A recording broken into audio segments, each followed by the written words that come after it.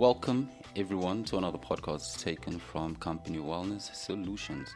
I am your host for today, Zama, and today we have a very interesting topic involving a counselor. And this episode we'll be exploring mental clutters, what it is and how it shows up and how it impacts our well-being. So our counselor joins us to share practical tips on clearing space in your mind and heart so you can feel more calm, clear and much more focused. But before we dive into these interesting questions that we have set for y'all, can our guest please introduce themselves? Hi everyone, my name is Yamkela. I am a registered wellness counselor with over 5 years experience running my own practice and a degree in psychology from the University of Cape Town. It's so great to be here today. Pleasure to have you here, Yamkela. So let's dive right in. When we talk about mental clutter, what does that really mean? Like, how might it show up in someone's everyday thoughts or emotions? Thank you for that question, Zama. Mental clutter is the internal noise that fills our heads and hearts. It's the jumble of worries, unfinished tasks, self-judgment, and what-ifs, and emotional baggage that lingers beneath the surface. You might notice it as racing thoughts when you're trying to sleep, overthinking every decision, feeling like you're constantly on, even during downtime, or an inability to fully enjoy a moment because your mind is somewhere else. Mentally, it feels chaotic. Emotionally, it can feel heavy. And behaviorally, it often looks like procrastination, irritability, or burnout. Mental clutter is really about one big thing. It's the cumulative weight of 100 little things we haven't made space to process. I see. And have you noticed how mental clutter can make it hard to focus or even just feel present? So why does that happen? Can you please touch on that question, please? Well, when our minds are cluttered, our cognitive load increases, and that affects everything from our attention span to our emotional regulation. You might struggle to focus because your brain is juggling too many tabs at once. Decision making becomes harder because you're second guessing, over-analyzing, or trying to anticipate every possible outcome. And being emotionally present is difficult when part of you is still stuck in the past or worrying about the future. Mental clutter creates mental fatigue, and that can drain our creativity, productivity, and even our compassion. It's hard to show up for others when you're overwhelmed by your own inner world. All right, very powerful feedback that you gave there. So just to move on, what are some of the sneaky or surprising things that contribute to mental clutter without us even realizing it? Well, some sources are obvious, like stress from work or relationship conflict, but others are sneakier. And here are a few of those. One, unfinished tasks. Open loops like emails you haven't answered or errands you keep delaying take up mental space. 2, emotional suppression. So this is pushing down sadness, anger, or fear, and it doesn't make them go away. It just buries them under the clutter. 3 is negative self-talk. That's that inner critic that can run in the background like a noisy app, draining emotional energy. 4 is information overload. That's constant notifications, news, and social media updates that fragment your attention and increase anxiety. And 5, it's comparison and people pleasing. Trying to meet everyone else's expectations adds clutter in the form of guilt, doubt, or resentment.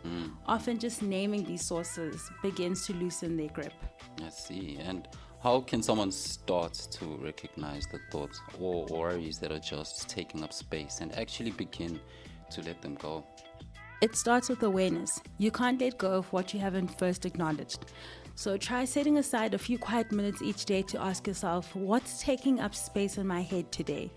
Is this something I can act on or just something I'm ruminating on? Is this thought helpful or is it just noise? Once you've identified a recurring thought or worry, try this technique. Name it, normalize it, release it. Name it, this is my fear of failure talking. Normalize it, it makes sense, I feel this, I'm human. And release it, but I don't have to carry this right now. Sometimes just this kind of mindful naming can reduce the emotional charge. Other times it might take writing it out, talking to someone, or making a conscious decision to move forward despite the clutter. I hear. So boundaries seem to come up a lot when we talk about emotional health. So Yamkela, how do they help when it comes to clearing up mental clutter? Boundaries are essential. They're like mental doorways. Without them, everything and everyone gets in. With them, we can filter what deserves our attention and energy. Yeah. Emotional boundaries help you separate your feelings from someone else's. You're allowed to care without caring. And mental boundaries help you protect your focus. Saying no to multitasking, information overload, or toxic conversations is a way of decluttering your mind. Boundaries also include limits we set with ourselves. If your mind is constantly replaying old mistakes or running what-if scenarios, you might need to gently interrupt that loop and remind yourself, this thought isn't helping me right now.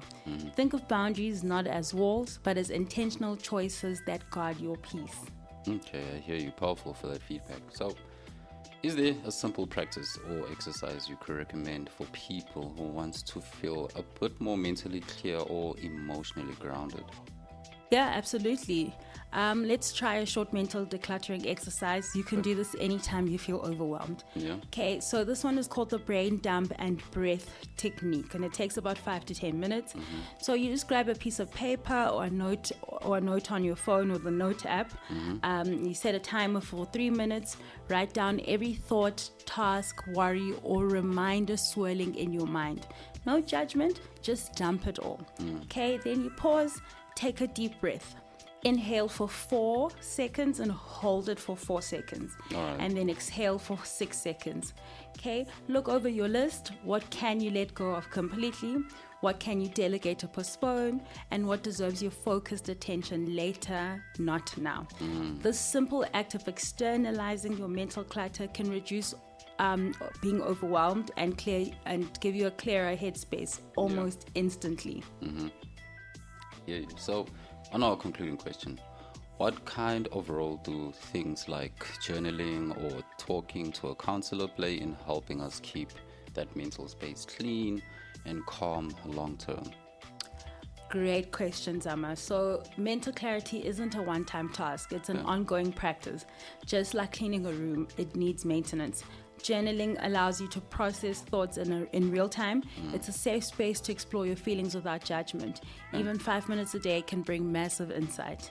And counseling or therapy provides a structured, supportive space to unpack the deeper clutter, like trauma, limiting beliefs, or relationship patterns. A good therapist doesn't just help you declutter, they help you redecorate your mental space in a way that feels safe and empowering. And don't underestimate the power of self-reflection. Whether through meditation, quiet walks, or just asking better questions, the more you know yourself, the less space clutter has to hide in. Okay, powerful. Well, there you have it, guys. Another lovely podcast taken from Company Wellness Solutions. And that brings us to an end of this episode. So, mental clutter can build up quietly, but clearing even a little space through reflection, boundaries, or simple daily practices can help you feel more focused, grounded, and at ease. So we hope today's conversation offered a moment to pause and to check in within yourself, and maybe even a reminder that you don't have to carry everything at once. So thank you once again for spending time with us. Until next time, take care and keep making space for what truly matters, and goodbye.